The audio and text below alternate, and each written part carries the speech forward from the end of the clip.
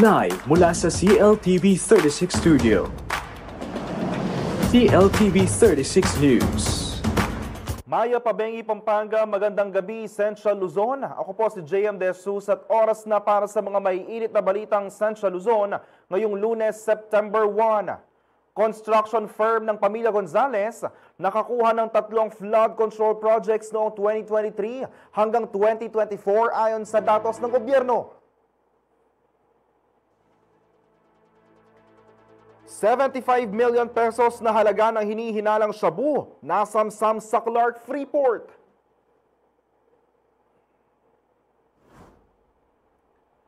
Bahagi ng dike sa Matubig Creek sa Santa Ana gumuho.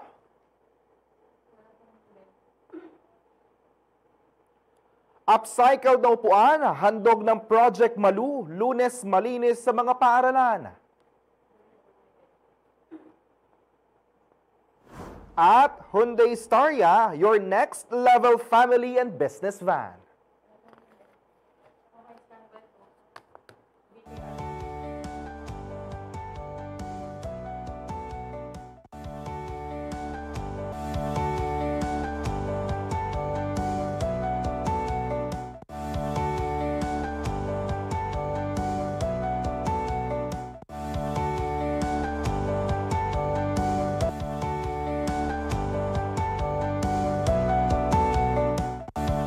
Nadawit ang pangalan ni dating Senior Deputy Speaker at Pampanga 3rd District Representative Aurelio Dong Gonzales matapos mapabilang sa top 10 contractors na nakakuha ng halos 15 billion pesos na flood control projects sa Pampanga. Narito ang report ni Ashley Punzalan. 3 flood control project ng gobyerno ang nai-award sa construction firm na pagmamayari ng pamilya ni dating Senior Deputy Speaker at Pampanga 3rd District Representative Aurelio Dong Gonzales Jr. Batay sa sumbong sa Pangulo website, nasa kabuuang 623 million pesos ang halaga ng 3 proyektong ginawa at nakumpleto ng kumpanyang AD Gonzales Jr. Construction and Trading Company Incorporated mula 2023 hanggang 2024. Mga panahong nakaupo pa sa Kongreso si Gonzales. Kabilang dito ang Pasig Potrero River and San Fernando Santo Tomas Minalin Tail Dike. Partikular na ang San Fernando at Bacolor section nito na nagkakahalaga ng higit 257 million pesos. Construction ng flood control structures para sa Phase 1 ng Abacan River Diking and Slope Protection Works sa Mexico, Pampanga na may halagang mahigit 96 million pesos. At isa pang flood control works sa parehong diking at slope protection sa Mexico, Pampanga na aabot naman sa mahigit 270 million pesos. Matatanda ang taong 2023 nang magsampa ng kaso sa Office of the Ombudsman si Terence Napaw, kapitan ng Barangay Santo Cristo, Mexico, Pampanga, matapos maipagkaloob ang mga proyekto sa naturang kumpanya. Ngunit ibinasura naman umano ng Ombudsman ang kaso. Batay pa sa Securities and Exchange Commission General Information Sheet ng naturang kontraktor na inilabas ng Philippine Center for Investigative Journalism, makikitang kabilang sa mga major incorporators ang mga anak ng kongresista. Partikular na si ngayoy City of San Fernando Vice Mayor Aurelio Breds Gonzales bilang presidente ng kumpanya. Sinikap ng CLTV 36 na makausap ang dating Senior Deputy Speaker Gonzales, ngunit tumanggi siyang magbigay ng pahayag at sasagutin na lamang ang issue sa mga flood control projects sa takdang panahon. Samantala, itinalang ikapito ang Pampanga sa may pinakamaraming flood control projects sa bansa na mayroong halos 15 billion pesos ang kabuuang halaga. Ashley Punzalan, CLTV 36 News. Umabot sa 12 flood control programs sa iba't ibang bahagi ng Pampanga ang na-award sa Edbury Construction and Trading. Batay sa sumbong sa Pangulo website, 885,718,256.77 ang kabuong halaga ng mga proyektong ginawa at nakumpleto na nasabing kumpanya mula August 2022 hanggang March 2025. Kabilang na rito ang rehabilitasyon ng gumuhong bahagi ng Pampanga River Bank sa barangay Kandating Arayat. Batay sa datos ng pamahalaan, 3 phase ng Kandating Flood Control Project ang na-award sa EDMARI. Ang bawat isa ay nagkakahalaga ng higit 91 million pesos. Matatandang naging kontrobersyal ang naturang proyekto nang gumuho ito noong August 2022, isang taon matapos itong makumpleto. Sa dokumentong nakuha ng CLTV 36, ang EDMARI Construction and Trading ay pagmamay-ari ni Engineer Edgardo Sagum. Batay sa ulat ng kapuso mo, Jessica Soho ng GMA News, kamag-anak ni Pampanga 4th District Representative Ana York Bondoc si Engineer Sagum. Sa ulat naman ng The Daily Tribune, sinabing brother-in-law ng kongresista ang may-ari ng EDMARI.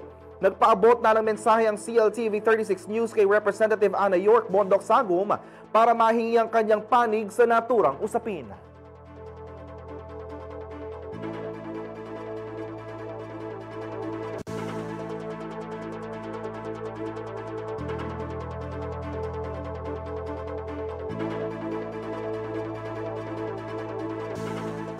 Manatili nakatutok para sa ibang mga balita ngayong araw.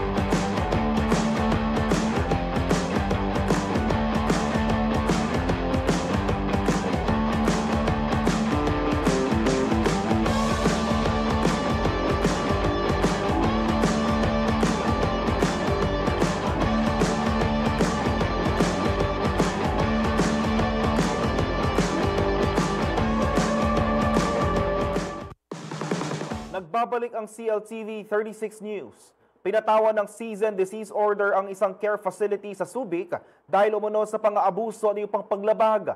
Inilagay na ngayon ang mga pangangalaga ng ahensya ang mga kabataang dati nasa kustodiya ng naturang pasilidad. Magbabalita si Jody Diesel. Ipinasara ng Department of Social Welfare and Development o DSWD ang Subic Bay Children's Home Incorporated o SBCHI matapos itong patawan ng cease and desist order nitong August 27. Ayon kay DSWD Secretary Rex Gatchalian, batay sa ulat ng Field Office 3, Central Luzon, kabilang sa mga reklamo laban sa pasilidad ang physical at sexual abuse, unauthorized public solicitation, mismanagement of funds at improper case management.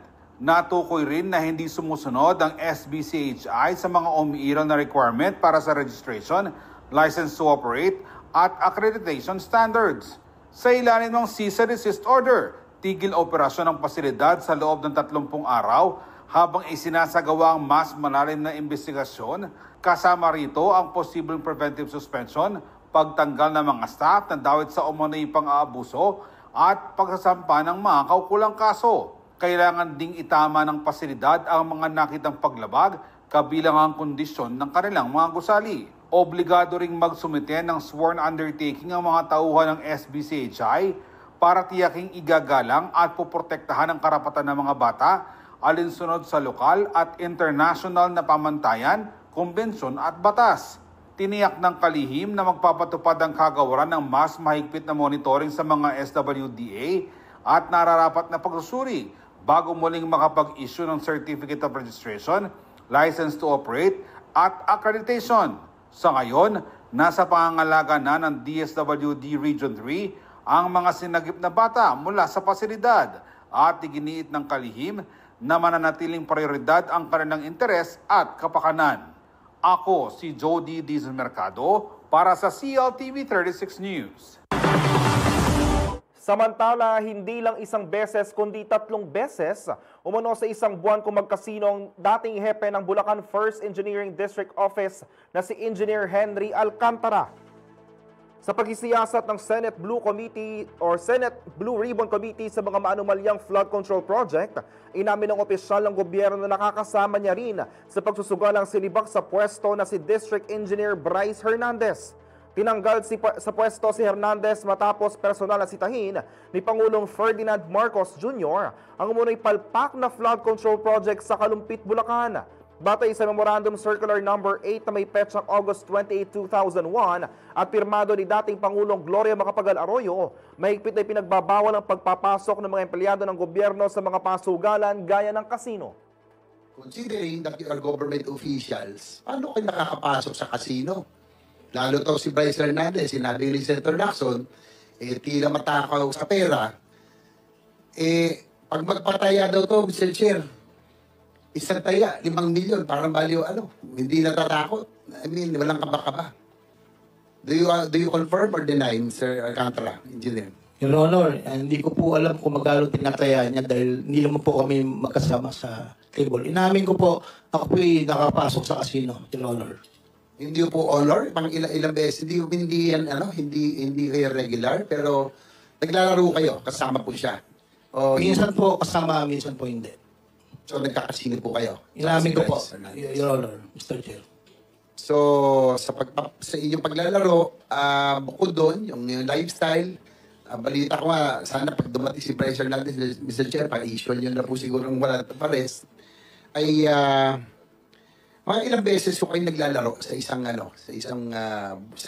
buwan, yung grupo nyo po? Mga 2 hanggang 3 po, Mr. Chair. Ang balita ko rin naman po, kayo naman hindi masyado, no? Yung hanggang 30,000, 50,000 lang, pero itong inyong sumunod sa inyo, medyo mas malaki-laki. So, Mr. Chair, pwede ko kaya natin pakuha ang CCTV footages ng kanilang di manoy field trip araw-araw sa casino.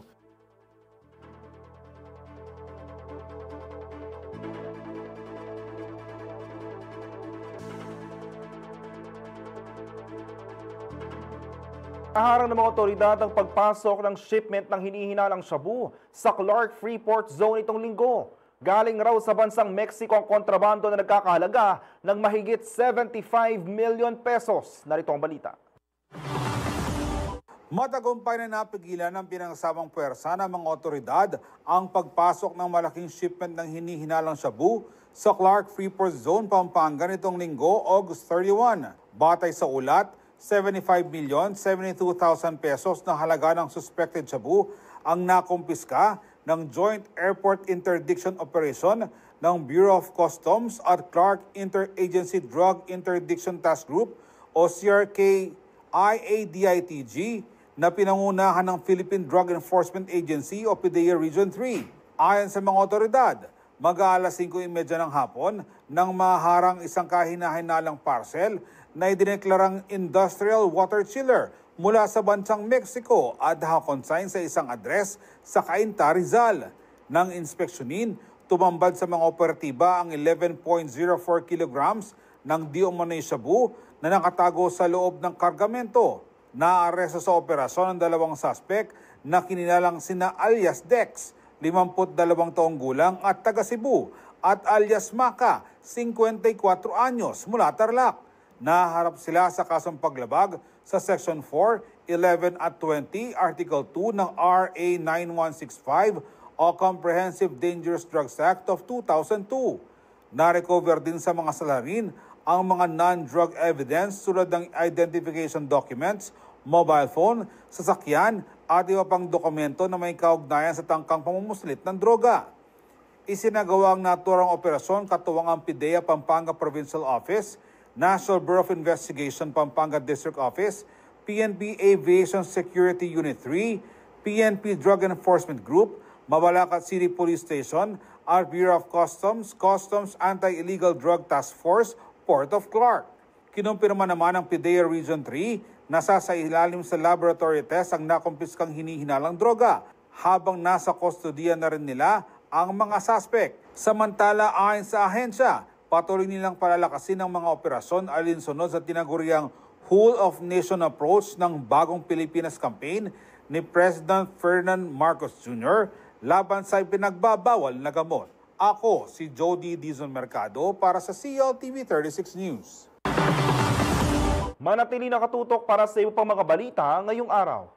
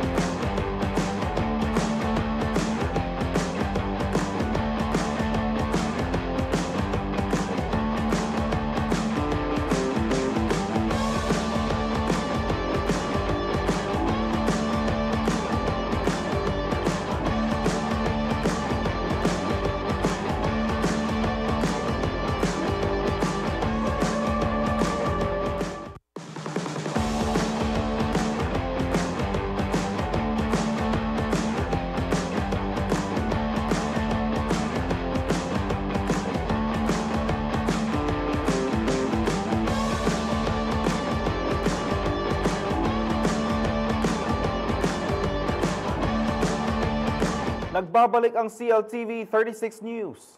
Nanawagan ng Department of Agriculture sa publiko na huwag tangkilikin ang imported na bigas na lampas sa itinakdang presyo. Posible mo nang sinasamantala ng mga rice retailers ang pinapatupad na 2 buwan na suspensyon sa pag-aangkat ng bigas. Narito ang balita. Hinikayat ng Department of Agriculture o DA ang publiko na huwag bumili ng imported na bigas na ibinebenta ng rice retailers ng lampas sa 43 pesos kada kilo. Nagbabala si Agriculture Secretary Francisco Chu Laurel na posible umunong samantalahin ng mga tindero ng bigas ang 60-day suspension ng rice importation na nagsimula ngayong September 1. Anya, dapat isumbong agad ang mga retailer na nag-overprice. Itinakda ng DA ang maximum suggested retail price ng 5% broken imported rice sa 43 pesos hanggang 43 pesos and 50 centavos per kilo. Paliwanag ng kalihim, ang presyong hihigit pa rito ay malinaw na pananamantala, lalo na't sapat umano ang kasalukuyang inventaryo ng bigas.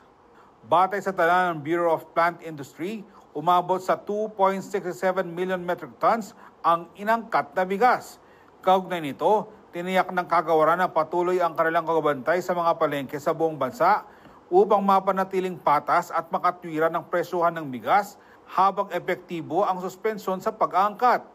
Matatandaan itong August 29, nilagdaan ni Pangulong Ferdinand Marcos Jr. ang Executive Order o EO 93 na nag-aata sa DA na pangunahan at i-monitor ang implementasyon ng 2 buwang rice importation suspension ng regular milled at well-milled rice simula ngayong Setyembre hanggang October 30, maliban lang kung paikliin o palalawigin ito. Hindi sakop ng EO ang specialty rice varieties na hindi karaniwang itinatanim ng mga lokal na magsasaka. Magiging katuwang ng ahensya ang Department of Economy, Planning and Development o DepDev at ang Department of Trade and Industry o DTI. Gagawa ang mga ito ng komprehensibong mga ulat sa lokal na supply ng bigas at umiiral na presyo sa merkado. Layunin ng hakbang na ito na mabigyan ng sapat na espasyo ang lokal na ani, mapatatag ang presyo at matiyak na maibebenta ng mga Pilipinong magsasaka ang kanilang palay sa makatarungan at abot kayang halaga. Ako si Jody Dizon Mercado para sa CLTV 36 News. Umarangkada na muli ang Project Malu, Lunes Malinis ng Eco Protect Management Corporation o EPMC. Handog ng proyekto ang pamamahagi ng mga upuan na gawa mula sa recycled sachet at beverage cartons. Ang buong detalye hatid ni Jody Dizon Mercado. Muling inilunsad ngayong school year ang Project Malu, Lunes Malinis ng Eco Protect Management Corporation o EPMC. Isinagawang relaunch sa Mawaque Elementary School sa Mabalacat City at Santa Teresita Elementary School sa Angeles City. Pinangunahan ng aktibidad ni EPMC President and CEO Alain Tan kasama ang mga lokal na opisyal, DepEd representatives, mga guro, mag-aaral, magulang at mga kawani ng EPMC. Dito, ipinakita ni Tan ang mga upuang bahagi ng kanilang proyekto na yari sa tinatawag na EcoBoard, isang materyales na gawa sa upcycled plastic na hindi lang all-weather proof, kundi matibay din at environment-friendly pa. Basically, so yung EcoBoard, marami po siyang purpose. Pwede po siyang pang-bubong, pang-dingding, pang-kisame, pang-walling at pang-flooring. So from 5mm up to 20mm yung pong thickness niya. So lahat po yon all-weather proof. So eto na po yung bagong armchair. Metal frame para madali po siyang i-maintain kung sakasakali the following school year, konting repair, konting paint, bago po ulit. So with the help of the EcoBoard, ayan po, hindi na tayo magpuputol ng puno. Wala na pong plywood, wala na pong plyboard.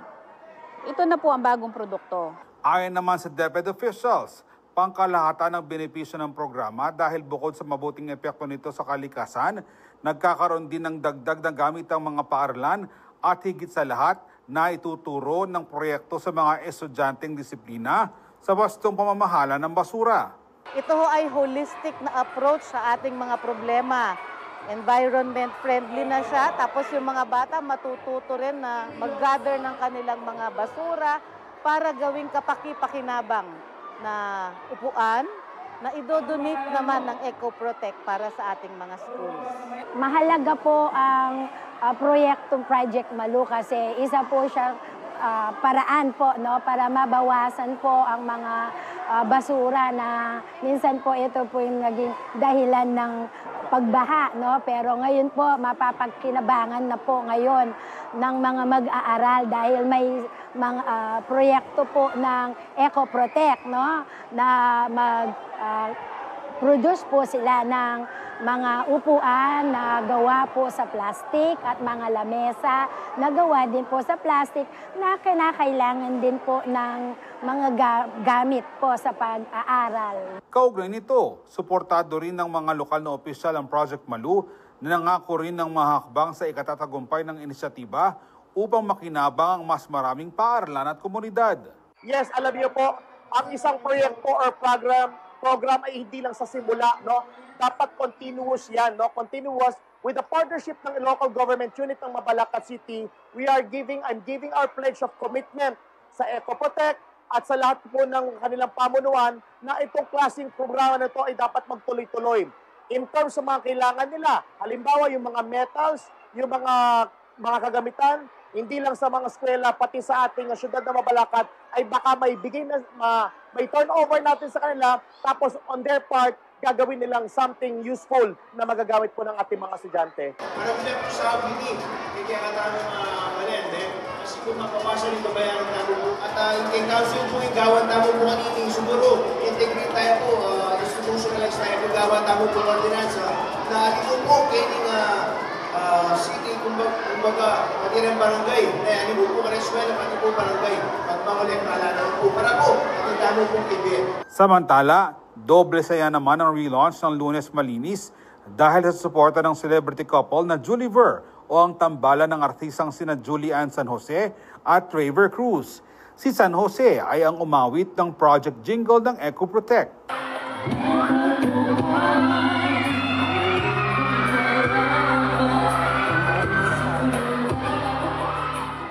Sa pagtatapos ng aktibidad, nanawagan ng EPMC sa iba't ibang paaralan na i-donate ang mga sirang armchair para ma-repair nila ito at mapakinabangan ng iba pang mga estudyante. Yung mga public school or even the private school na meron pong mga sira-sirang armchair or for disposal na armchair, nasira po yung sandalan, yung armchair or even the seat pad, donate nyo po sa amin, i-refurbish po namin, i-repair namin. Papalitan po namin ng EcoBoard yung mga plastic component niya or even the wood component para po ma-donate pakinabangan po ng mga ibang public school dito po sa Angeles City. Hindi lang po kami disposal facility, we are also an educator sa mga bata na hindi lang po puro disposal or puro tapon lang yung mga ganitong klaseng materyales. Meron pong pwedeng gawin. Basta po magsama-sama, teamwork, ika nga, bayanihan. Sa term na po na Tagalog. Sama-sama po tayo, makakabuo po tayo ng ganito. 8 kilos of sachet, 8 kilos of beverage carton, i-donate niyo po sa amin, libre po ang isang upuan. Ako, si Jody Dizon Mercado para sa CLTV 36 News. Bunsod sa malakas na pag-ulan at pag-apaw ng tubig, bumigay ang isang parte ng earth dike sa Matubig Creek sa Barangay San Agustin, Santa Ana, umaga ngayong Lunes, September 1. Nagtulong-tulong na rin ng mga residente upang tanggalin ng mga nakaharang na sanga at naipong basura sa floodgate. Pinangangambahan ng mga nakatira dito na baka gumuho ang lupang kinatatayuan ng kanilang mga bahay. Samantala, apektado rin ang pagbaha ang Barangay San Pablo at San Roque. Tanawagan naman ng mga residente at ni Cap Abner Suba na siguraduhin ng kinaukulan ang maintenance ng proyekto. Samantala, aksyonan umano ni Mayor Dinan Labong ang nasirang dike. As of 4 p.m., nagpadala na rin ng backhoe ang Pampanga Provincial Government sa lugar upang tumulong sa pag-aalis ng mga basurang naembudo sa floodgate. Mga magsasaka at saka itong bahay nadamay. Hindi naman kagustuhan yun, kalamidad yan.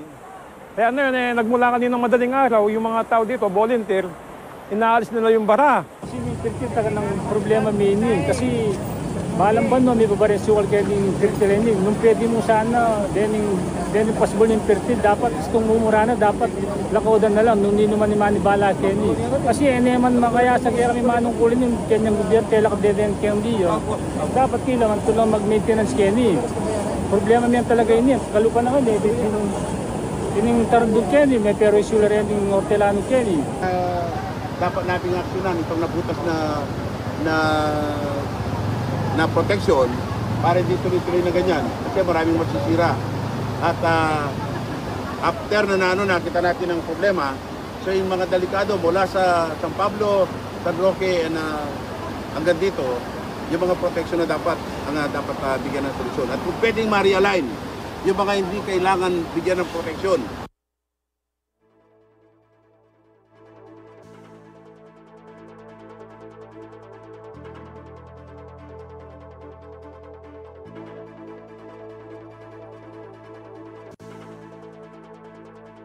Manatili nakatutok para sa iyo pang mga balita ngayong araw.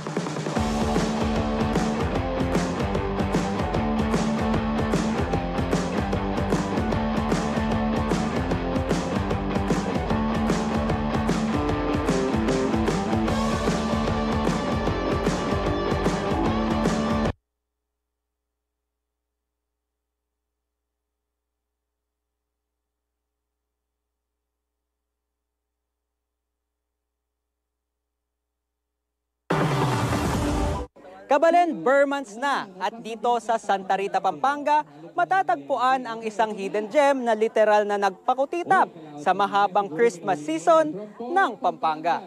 At para salubungin ang season-long celebration ng Paskong Kapampangan, pinailawan ng Kapizeria ang kanilang 13-meter high Christmas tree nitong linggo ng gabi, August 31, na matatagpuan sa tabi ng kanilang resto and cafe. Imbitado sa lighting ceremony si Mayor Reynan Calo na mismong nagbukas ng switch para sa engrandeng pagpapailaw ng venue. Nakikiisa niya ang lokal na pamahalaan sa naturang aktibidad dahil batid niyang makatutulong ito sa pag-promote ng turismo at iba pang lokal na negosyo sa bayan. Para makita nila, isa sa mga magandang puntahan ng bayan namin yung Santa Rita. Lalo na ngayon, first time yung Kapizeria na may magbubukas ng light on ng ceremony ng Christmas tree dito sa Santa Rita. Siyempre po, mas lalo tayong sisikat. Isa sa mga nasa likod ng konsepto ng Christmas lighting ceremony ang co-owner ng Kapizeria na si Ira Santos. Ang lighting ceremony po kasi talaga namin ngayon is Burmans Salubong para early as September 1 tonight, mafe-feel na ng mga tao, ng mga customers namin, yung feeling of Christmas. Kasi sa ating lahat, iba talaga yung feeling ng Pasko. Parang super light, super gaan. Bukod sa higanteng Christmas tree, tampok din sa Kapizeria ang life-size Belen na kuhang-kuha ang sikat na Christmas nativity scene. Mayroon ding floral arrangement na korteng paru-paro at isang Instagram-worthy na Christmas backdrops na patok sa mga bisita. Kapizeria ang naisip nilang ipangalan sa kanilang family business as a way of paying homage sa pagiging cultural ng mga Kapampangan. Inisip na lang namin na since puro mga Kapiz shells yung gamit namin, parang showcase rin niya yung pagka-proud namin na Kapampangan kasi di ba yung mga Kapiz shells is laging gamit sa parole making. And we know naman na ang Pampanga, Christmas capital of the Philippines. So, ayun, dun nabuo yung Kapizeria. At bukod pa sa mga noticeable Kapiz lamps sa area, bubungad din ang isang selfie mirror sa resto and cafe. Perfect ito para may pang-update ka agad sa social media o kung gusto mo ng simpleng remembrance mula sa iyong pagbisita. Talagang babalik-balikan naman kasi talaga siya. Not once, not twice, many times na rin naman ako nagpunta dito. Napakaluwang, pampamilya, pangbarkada, yan. At saka marami kang maraming space, hindi siya masikip. Meanwhile, recent addition lamang ang Kapizeria Resto and Cafe pero ipinagmamalaki ng management na isa ito sa mga main attraction nila sa ngayon.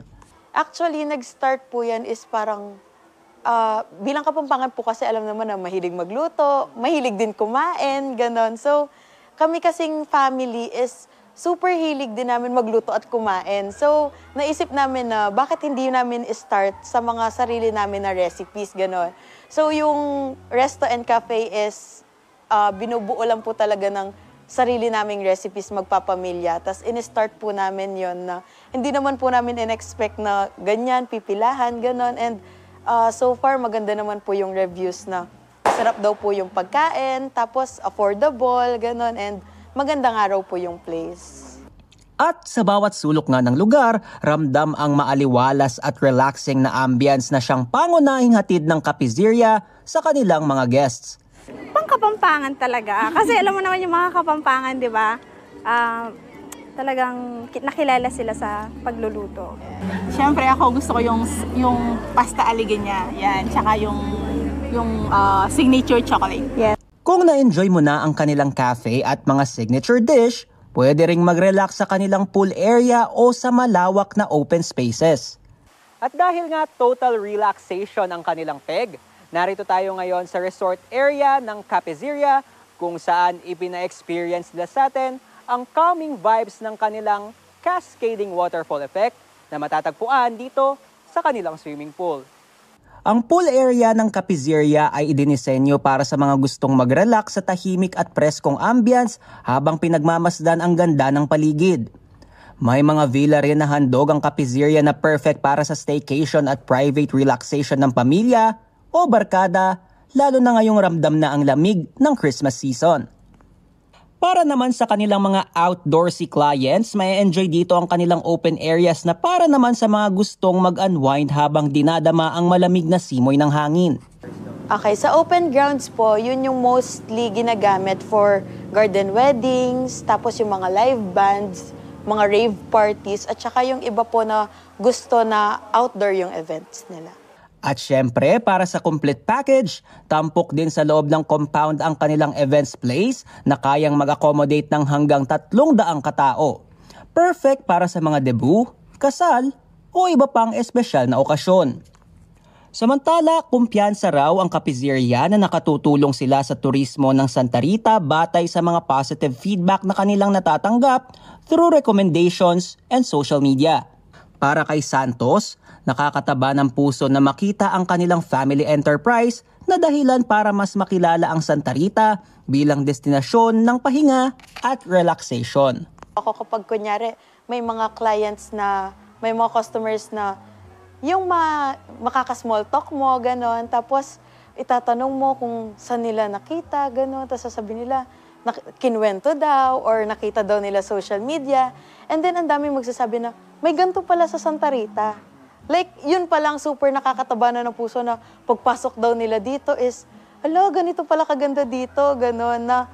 Ngayong nagsimula na ang mahabang Christmas celebration ng mga Kapampangan at ng sambayan ng Pilipino, tuloy-tuloy ang relaxing nights at magical vibes sa Kapizirya. Isang pasyalang siguradong babalikan ngayong holiday season. Agkatanda ko po, mamasyal po kining Kapizirya, kini po nga San Juan, Santa Rita, Pampanga, na takman nyo po rin manyaman, drinks, coffee, or else pamangan po kining Kapizirya. Sugrado, balik-balikan niya po yung kaya-katamo pong Kapizirya. At metong niya po kareng manyaman na pamangan po yung kaya-katamo pong Kapizirya. Lizan Morten, CLTV 36 News.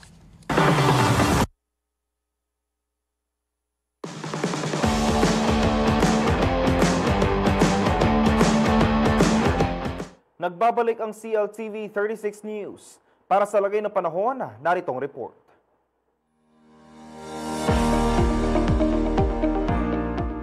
Narito magiging kalagayan ng ating panahon sa susunod na 24 oras. Ang low pressure area na ating binabantayan ay huling namataan sa layong 865 kilometers silangan ng Northern Luzon. Ang nasabing LPA ay magdudulot ng mga paulan sa Aurora, Quezon, Camarines Norte at Camarines Sur. Kaya pinag-iingat po natin yung ating mga kababayan sa mga nabanggit na lugar sa mga posibleng biglang pagbaha o pagguho ng lupa dulot ng katamtaman hanggang sa malakas na pag-ulan. Samantala, southwest monsoon or hanging habagat ang nakakaapekto sa Southern Luzon, Visayas at sa Northern section ng Mindanao. Ang southwest monsoon ay magpapaulan or magdudulot ng mga maulap na kalangitan na may mga kalat-kalat na pag-ulan, pagkulog at pagkidlat sa Metro Manila, Visayas, Mimaropa, nalalabing bahagi ng Central Luzon, nalalabing bahagi ng Calabarzon at nalalabing bahagi ng Bicol Region. Ang nalalabing bahagi naman ng ating bansa ay makakaranas ng bahagyang maulap hanggang sa maulap na mga kalangitan na may mga pulo-pulong pag-ulan, pagkulog at pagkidlat dulot naman ng mga localized thunderstorms. Kaya mag-ingat po niya ating mga kababayan kapag mayroong severe thunderstorms dahil posible pa rin yung mga biglang pagbaha or pagguho ng lupa. At yan po ang latest mula po dito sa Pag-asa Clark Weather Station. Ako po si Herlene Agas.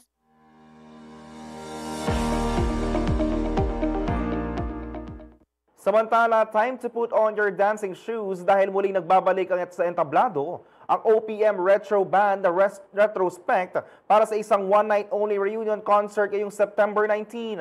Alamin natin ang buong detalye ng concert sa report ni Danica Gino. Handa na ba kayo sa Ultimate Throwback Party? Mag-ready na kayo dahil muling magsasama-sama ang original members ng OPM Retro Band na Retrospect na kinabibilangan ni Goldie, OG, TJ at J. Martin para sa isang special reunion concert ngayong September 19 sa Grand Bar and Lounge ng Newport World Resorts, Pasay City. Mula late 90s hanggang 2000s, pinabaliwan ng fans ang kanilang mga dance hits at revival songs gaya ng Shake Your Booty, Hot Stuff at It Takes a Man and a Woman. Hindi rin mawawala ang all-time favorites na pag tumagal, lalong tumitibay. Chikadu, It's Party Time, Bakit Nga Ba? At syempre ang masayang buzhalan. Hindi biro ang naging legacy ng Retrospec dahil 3 beses lang naman silang hinirang bilang Best Group Performer in Hotel, Bars and Music Lounge sa Aliw Awards. Dahilan para maipasok sila sa Hall of Fame. Bukod pa riyan, certified din silang internationally renowned retro-pop group ng American Federation of Musicians sa USA at Canada.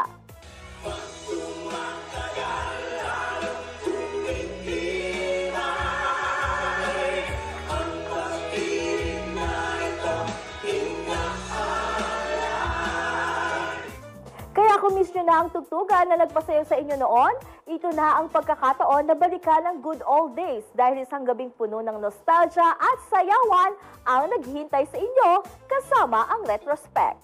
Ako po si Danica Gino at ito ang ating entertainment news. Samantala, alamin natin kung bakit pinag-uusapan ng Hyundai Staria, isang next generation van na hindi lang pang transport kundi pang experience. With its futuristic design, spacious interior, and cutting-edge technology, ang Staria ay ginawa para sa mga modernong pamilya, negosyante at kahit mga VIP na laging on the go. Para ka nasa loob ng spaceship sa ganda ng loob at smooth ng biyahe. At good news, available na ang Hyundai Staria sa Laos Auto Group. May serbisyo mula test drive hanggang sa unit release. To know more about Hyundai Staria, let's watch this.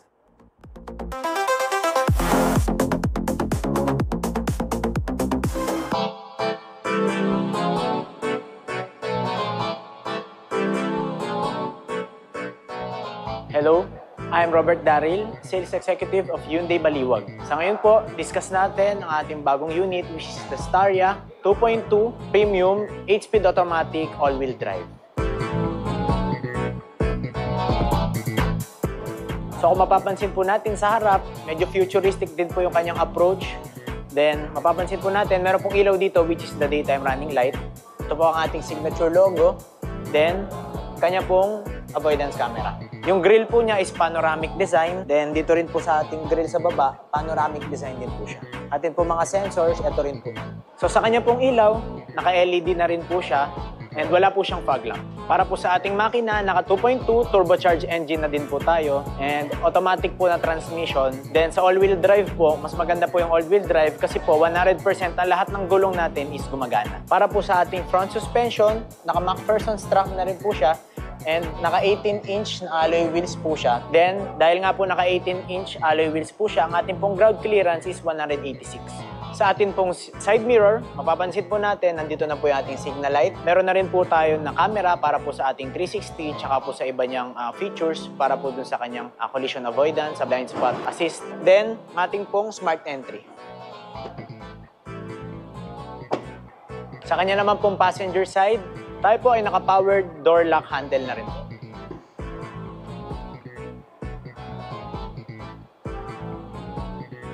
Para po sa rear side ng sasakyan, makita po natin ang ating brake lights. Meron po tayo ditong defogger, yung mga linya po na to. Then, ating logo, Hyundai Staria. Ang ating pong brake lights, signal light, and then yung kanyang reverse camera.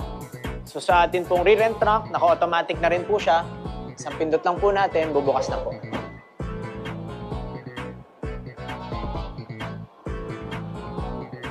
Ang atin pong Hyundai Staria ay may 9-seater.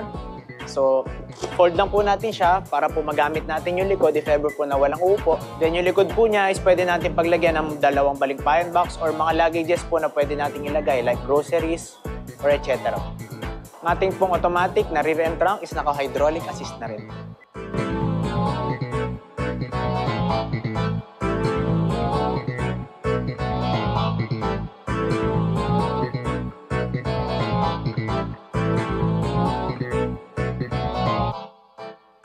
Para po sa ating driver side, mapapansin po natin, tayo po ay naka-leather na, durable plastic. Then dito po sa ating infotainment, nandito po yung ating control sa windows. Then, ang ating pong unlock and unlock, then control po ng ating side mirrors. Ating Hyundai Staria ay naka-premium Bose speaker. Ang ating pong seats ay naka 8-way powered na po siya. So, kapag gusto po natin siyang palikod, paharap, depende po sa ating driving habit. So, tayo na po mismo ang mag-a-adjust. Para po sa ating steering wheel, tayo pa naka-leather na rin. With paddle shifter, mapapansin po natin sa ating infotainment, meron pong mga buttons. So, ito po yung sa personal side, sa calls, sa cellphone. Then, nandito naman po yung ating mga assistive. Ang ating pong steering wheel ay naka-tilt and telescopic na rin po. So, depende na lang po sa kung paano siya gustong imaneho, pataas or pababa. Then, para po sa ating engine, tayo po ay naka-push start button. So, pipindutin lang po natin siya.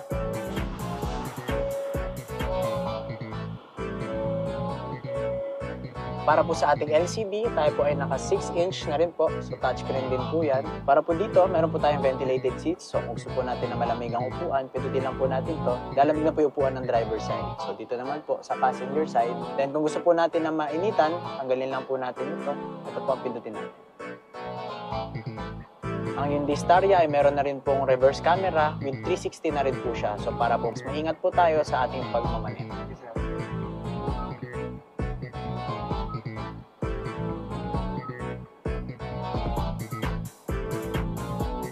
So tayo po ay naka-shift by wire, button type na rin po siya. So hindi na po siya yung traditional shifter na ito po is pipindutin na lang po kung gusto natin mag-neutral. Po natin na tayo ay nasa park. Ang ating pong USB port adapter na pwede rin po tayo mag-charge, meron po siyang 12 volts. Then ang ating pong wireless charger. So if ever po na gusto natin na hindi na bumaba na sasakyan upang buksan ng ating pintuan sa gilid or sa likod, pipindutin na lang po natin to, long press, bubukas na po yung pintuan.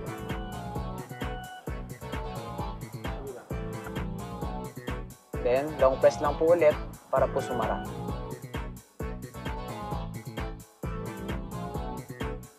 Para po sa side ng driver and passenger, pwede po tayo maglagay dito ng cup. So, meron po tayong cup holder.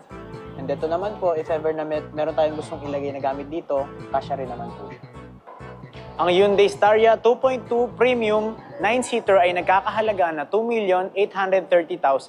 Meron po tayong promo down payment na 280,000. So sa 5 years po niya is 58,604 lang po ang ating gagastusin. Para po sa ating in-house, ang mga inclusions po niya pag binili ang ating sasakyan, meron po tayong free chattel mortgage, 3 years LTO registration, meron din po tayo na free tint, floor mats, spare key, tsaka po yung ating Laos Cares with 24/7 roadside assistance and free towing na rin po. 32,500 worth of benefits. For more information, I am Robert Daryl Durupa. Please contact me at my number 0905-886-0922. Ang number ko po is Viber ready, WhatsApp ready, and pakifollow na rin po ang aming official Facebook page which is Hyundai Baliwag. Pakifollow na rin po ang aking official Facebook page, Hyundai Baliwag by Robert Daryl Durupa. If ever po na madaan kayo dito sa aming showroom, kami po ay located sa DRT Pagala Highway, Baliwag, Bulacan. Ako pong bahala sa inyo, tutulungan po namin kayo para po mahanap ninyo yung unit na fit para sa inyo. Here at Hyundai, innovate every day.